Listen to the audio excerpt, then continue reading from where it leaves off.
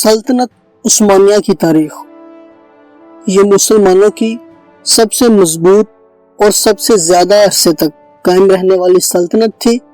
इसके हदूद 3 बर्र-ए-आज़मों तक फैले हुए थे। खुदा ने इस सल्तनत को एक के बाद एक ऐसे काबिल और अजीम फरमारवा नवाजे कि जिन्होंने इसकी शान और शौकत को अरूज तक पहुंचा दिया। आइए शुरुआत करते हैं सल्तनत उस्मानिया के पहले अमीर उस्मान गाजी से। उस्मानियों के आबाओ अजदाद दरअसल कुर्दिस्तान में बसने वाले चरवाहे थे। जब चंगेज खान ने इनके इलाकों पर हमले किए तो ये वहां से मुंतकिल होकर अर्तगल नामी शख्स की क़यादत में मौजूदा तुर्की के इलाके अनातोलिया आ गए।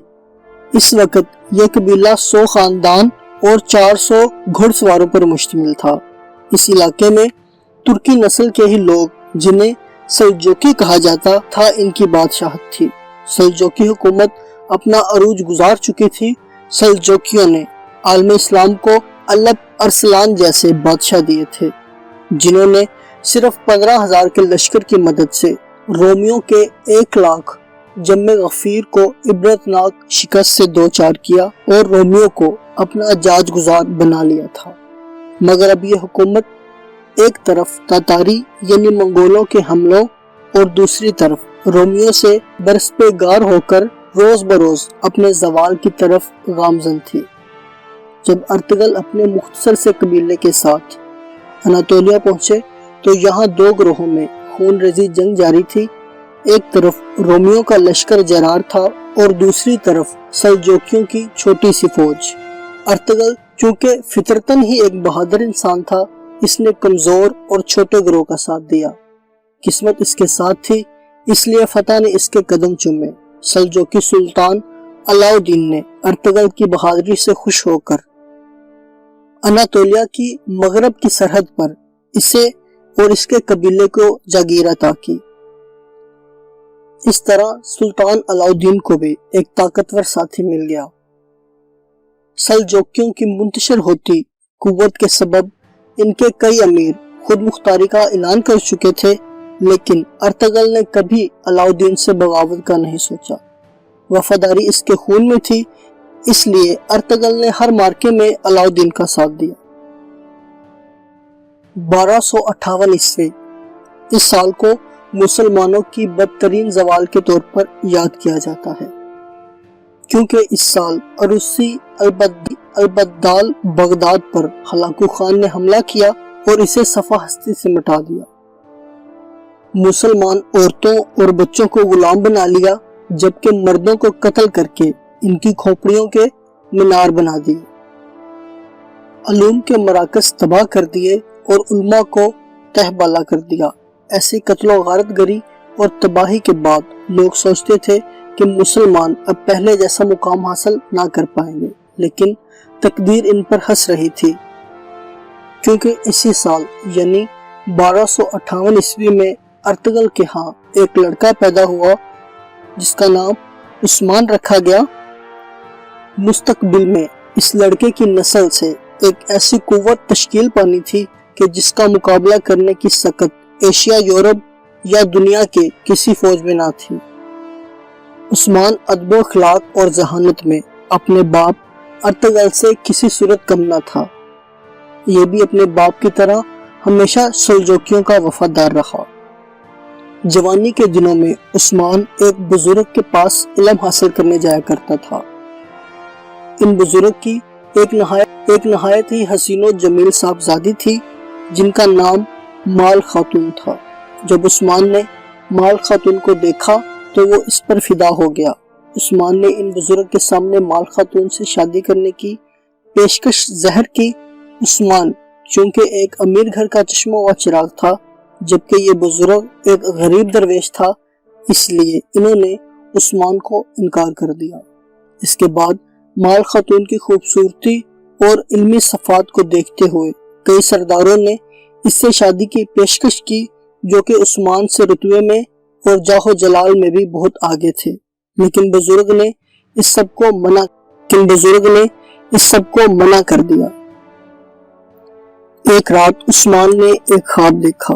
एक चांद हलाल की सूरत में اس کے بزرگ استاد کے سینے سے نکلا اور عثمان کے سینے میں داخل ہو گیا۔ پھر اس کے پہلو سے ایک زبردست درخت نمودار ہوا جو بڑھتا ہی چلا گیا، یہاں تک کہ اس کی شاخیں بحر و بر پر چھا گئیں۔ درخت کی جڑ سے دنیا کے 4 بڑے دریا، دریائے دجلہ، فرات، نیل اور ڈینیوب بہہ رہے تھے، اور 4 بڑے پہاڑ، کوہ کاف، کوہ بلکان، کوہ طور اور کوہ اطلس اس کی شاخوں کو سنبھالے ہوئے تھے۔ یکدم ایک ہوا چلی اور اس کی پتیاں اڑتی ہوئی ایک عظیم الشان شہر کی جانب چلی جو کہ 2 براعظموں اور سمندروں پر واقع تھا اور ایک انگوٹھی کی طرح دکھائی دیتا تھا۔ اس انگوٹھی کو پہننے ہی والا تھا کہ اس کی آنکھ کھل گئی۔ اس نے یہ خواب اپنے بزرگ استاد کو سنایا تو اس جان دیدہ شخص نے عثمان کے عظیم الشان مستقبل کو دیکھتے ہوئے اس سے اپنی بیٹی کی شادی کرنے کی درخواست قبول کر لی۔ ابھی تک عثمان سلجوکیوں میں صرف ایک جاگیردار کی حیثیت رکھتا تھا، لیکن سن 1300 عیسوی میں تاتاریوں نے ایک زبردست حملے کے ذریعے سلجوکی سلطنت کا مکمل خاتمہ کر دیا اور سلطان علاء الدین مارا گیا۔ اب عثمان مکمل طور پر خود مختار تھا۔ شروعاتی دور میں جنگوں و جدل کی بجائے اپنی سلطنت کے انتظامات میں مصروف رہا، جہاں وہ اپنی انصاف پسندی اور رحمت دلانہ صفات کی وجہ سے بہت مشہور ہوا، احترام کی نظر سے دیکھا جاتا تھا۔ البتہ دوسرے ترک سرداروں نے اس کی خاموشی کو اس کی کمزوری سے تعبیر کیا اور رومی قلعہ داروں سے اتحاد کر کے اس کی حکومت پر حملہ آور ہوا، لیکن یہ ان کی سب سے بڑی غلطی ثابت ہوئی۔ عثمان نے ایک کے بعد ایک ان تمام سرداروں کو شکست دی اور وہ قلعے پر قلعہ فتح کرتا گیا، یہاں تک کہ قیون حصار کے مقام پر شہنشاہ قسطنطنیہ کی فوجوں سے اس کا سامنا ہوا، یہاں بھی اسے شاندار کامیابی نصیب ہوئی۔ اس کے بعد رومیوں نے تاتاریوں کو عثمان کے خلاف حملے پر آمادہ کیا۔ عثمان نے اس جنگ میں اپنے بیٹے اور خان، جسے مستقبل کا سلطان بننا تھا، اس کو تاتاریوں سے مقابلے کے لیے بھیجا، اور خان نے اپنے باپ کے نقش قدم پر چلتے ہوئے تاتاریوں کو ایسی عبرتناک شکست سے دوچار کیا کہ وہ دوبارہ ادھر کبھی نہ بھٹکے۔ رومی حکومت کے کئی علاقوں کو فتح کرنے کے بعد عثمان نے بروسا شہر کا محاصرہ بھی کر لیا۔ یہ محاصرہ 10 سال تک جاری رہا، یہاں تک کہ عثمان کی موت کا وقت قریب آ گیا۔ عثمان نے اپنے بیٹے اور خان کو بلا کر اپنی آخری خواہش ظاہر کی کہ وہ بروسا شہر میں دفن ہونا چاہتا ہے۔ اب یہ ایک بیٹے کا امتحان تھا۔ عثمان کے بیٹے اور خان نے بروسا پر نہایت ہی کامیاب حکمت عملی کے ساتھ حملہ کیا، اور جو کام اس کا باپ 10 سال میں نہ کر پایا تھا، چند ہی دنوں میں کر دکھایا۔ بروسا شہر فتح ہوا اور امیر عثمان کو یہاں دفن کر دیا گیا۔ عثمان نے اس سلطنت کی بنیاد نہایت نیک نیتی سے رکھی تھی، جس کا مقصد ترویج اسلام تھا، اس لیے اس کی سلطنت تاریخ کا ایک سنہرا باب بن گئی۔ اس کی تلوار ہر نئے بادشاہ کی کمر سے باندھی جاتی اور دعا کی جاتی کہ اللہ تعالیٰ اس میں بھی